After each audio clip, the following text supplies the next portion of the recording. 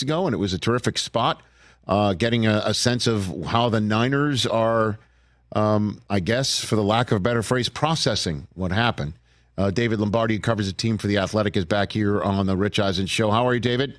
Hey, Rich, how are you? How best to describe how the Niners are processing everything? Well, I'm about to head down to Santa Clara here from San Francisco to check out the locker clean out, talk to a lot of the guys for the last time technically this season. But I was in the locker room in Vegas right after that game, and I'd never been in a more devastated locker room. And that's saying something because I've covered this team for several years now. And boy, the scars that they have accumulated starting in Super Bowl 54 when they lost to the Chiefs in Miami, continuing with the NFC Championship game against the Rams to end the 2021 season, and then obviously the Purdy injury game against the Eagles in 2022. That's a lot of scars, and I would say that what happened in Super Bowl 58 a couple days ago in Vegas was the most painful one.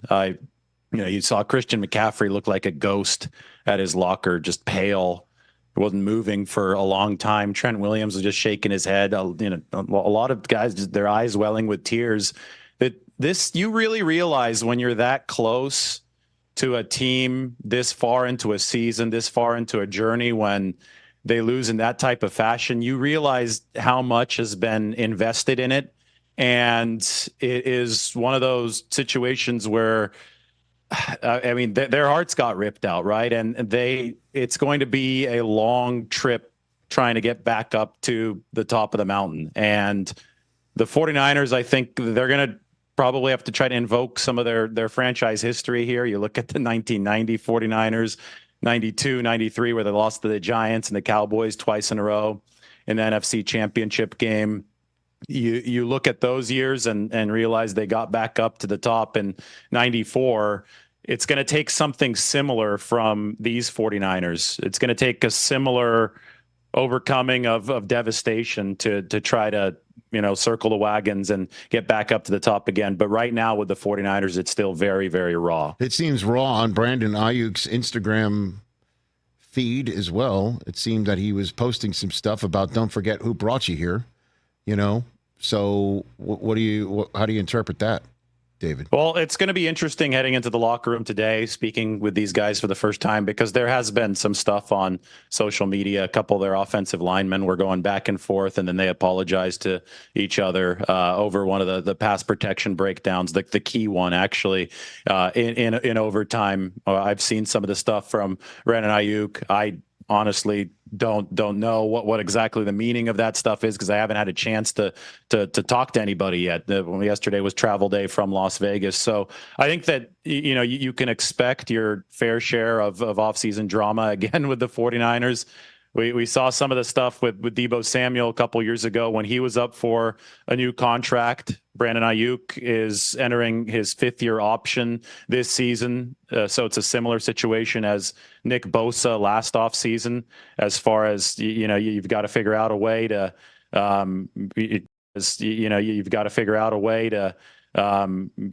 keep your A-listers around if you're the 49ers. And that doesn't come cheap. And obviously, this team is up against the salary cap. Thankfully for them, they carry over $38 million from last season due to some restructures. So they're going to be able to play financial Tetris to keep their core around. But Brandon Ayuk is definitely part of the core following his all-pro performance this season. And it's going to be very, very interesting to see how quickly they can get this done, or if it's going to drag out throughout the entire offseason. Financial Tetris. I love that. That's an excellent. Chris, write that down. That sounds like a very good fantasy really team good. right like there. And I know it's it's a great avatar, dropping pieces.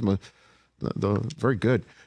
So when it's all said and done, what do you think, is the general sense of Kyle Shanahan's future, right? I mean, he's got a couple years left on a contract. They love him, right? I mean, the owner loves him, and the general manager and him are tight. And the question, I mean, they win. They just can't get past Mahomes. It's basically it, right?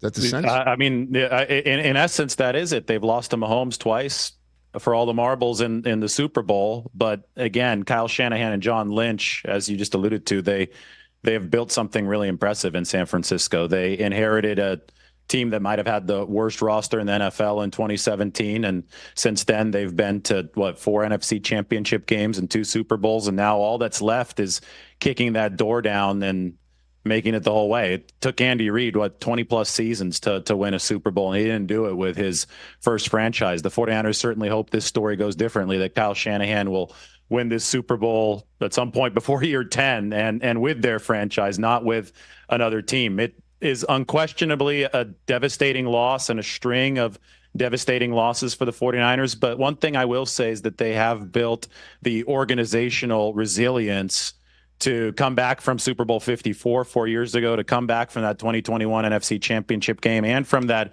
Eagles NFC Championship game and that Purdy injury last year to deliver what they did this season. And that in and of itself, I think, is really notable and worth saying right now, because they already have demonstrated that resilience. I think that's one reason why they already are betting favorites to win the Super Bowl next season. I think it's probably too early for 49ers fans to hear that. There's going to be a lot of raw, visceral pain that's probably going to last up until the training camp, up until they see the team playing again this next season. But within, the larger objective context of things, if we zoom out, they already have a documented track record of bouncing back with the culture that Shanahan and John Lynch have built, and I think that they're going to be right back in the mix next year. And that's all you can do. It's a life lesson as well, right? Whenever you get punched in the gut, the only thing you can really do is pick back up and keep on chopping wood. And I think that's what the 49ers are going to be preaching this offseason. The Athletics'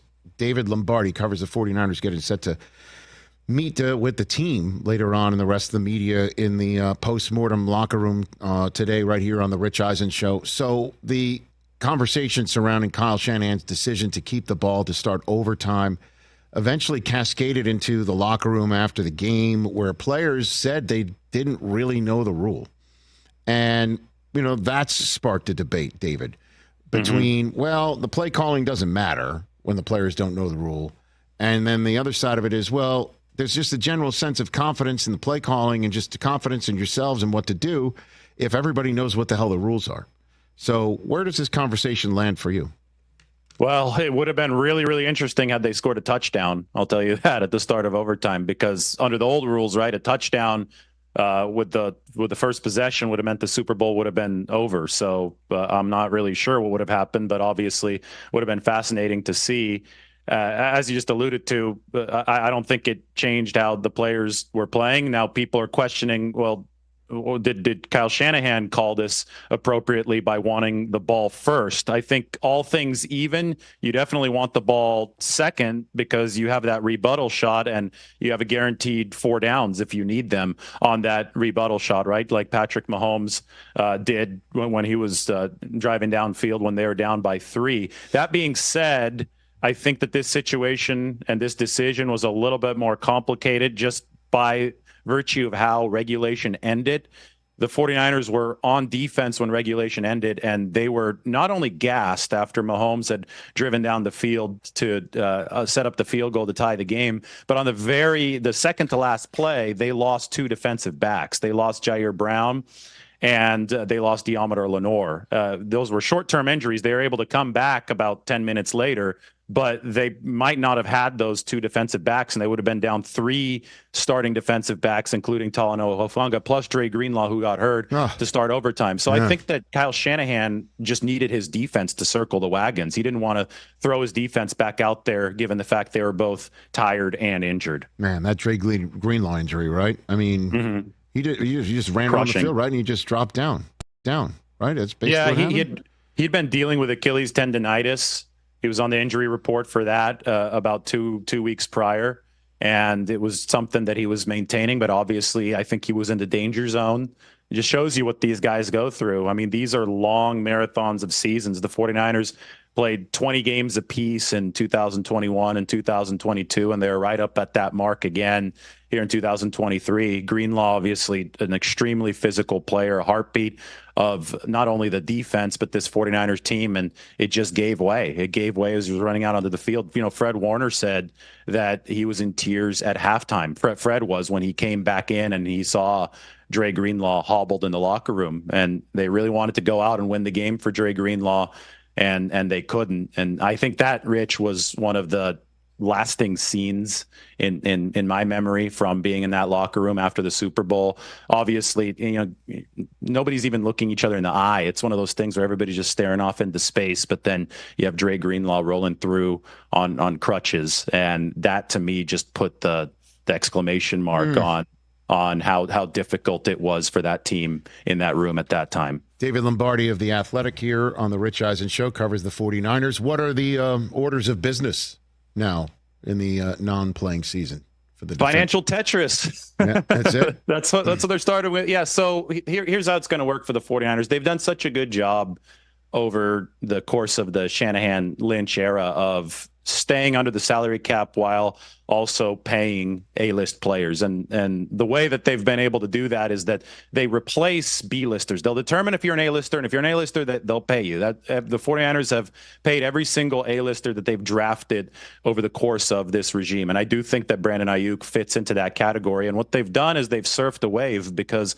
the salary cap is increased every single season. So theoretically, you have a little bit more room every year to pay those A-listers. So obviously Ayuk is going to be at the top of the order of business, but you've got to figure out a way to replenish the margins of the roster. So you're definitely going to let some guys walk. And for that, they've got 11 picks in this 2024 draft. They finally reached the point where they're no longer deficient of picks following the big trade up in 2021 to try to get Trey Lance. So the draft is going to be immensely important for the 49ers this offseason.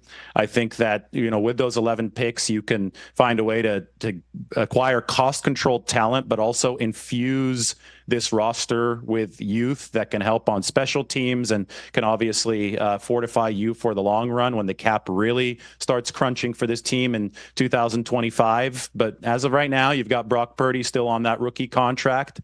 You can work around that. And, one interesting name to watch, because he, I think, really made a name for himself in the Super Bowl, is Jawan Jennings. He's going to be a restricted free agent. And that means that the 49ers are on the inside track to be able to keep him around. But to me, he caught a lot of eyes in the Super Bowl with his play, not just the throw for the touchdown. That was a cool play. He used to be a quarterback at Tennessee, but just for his toughness. And he's a central part of their identity as a team. And it's going to be interesting to me to see how much they do have to tender him in that restricted free agent process to keep him around. But these are the types of things that good football teams have to deal with in the offseason. You've got a lot of guys deserving of money, and obviously not everybody's going to be able to come back. Yeah, I mean, Jennings had a shot at MVP of the Super Bowl. I mean, yeah, no doubt about absolutely. That. But what about paying Purdy? He's got 2 years left on that deal. They'll let him play year 3 so they can have the room when they play the financial Tetris, and then hit him up before year 4 and then play it out. I mean, what's the sense about that plan? Well, yeah, they can't pay him right now, right, by rule. So that works obviously in the 49ers' favor, and then he's eligible for a contract extension after year 3. So you see how year 3 goes, and you go from there. But what I will say is that this is going to be Brock Purdy's first full offseason in an NFL program, because last year he was rehabbing from the elbow tear. He's already finished a season number 1 across the board in the efficiency metrics. He's gone toe-to-toe with Patrick Mahomes for 15 rounds. I think that, people had this discussion all season, and I think he kept on answering the bell when it mattered most. And he's on a very good track to be paid after year 3. It's just got to continue. The sample size isn't huge yet. It's just over a season big, but boy, the NFL is a league of moments and delivering at big moments. And obviously, you're talking about Patrick Mahomes before this, he's delivered at the biggest moments for years now. I think that you look at Brock Purdy, he has answered the bell for the 49ers too. And the future's going to be promising for them as long as that's the case at the quarterback position. David, thanks for the time, brother. Enjoy the non-playing season. We'll reach out to you as things progress. Appreciate the time. Thanks, Rich. Appreciate it. Right back at you. David Lombardi. Everyone should follow his coverage on The Athletic. He's got that whole thing buttoned up.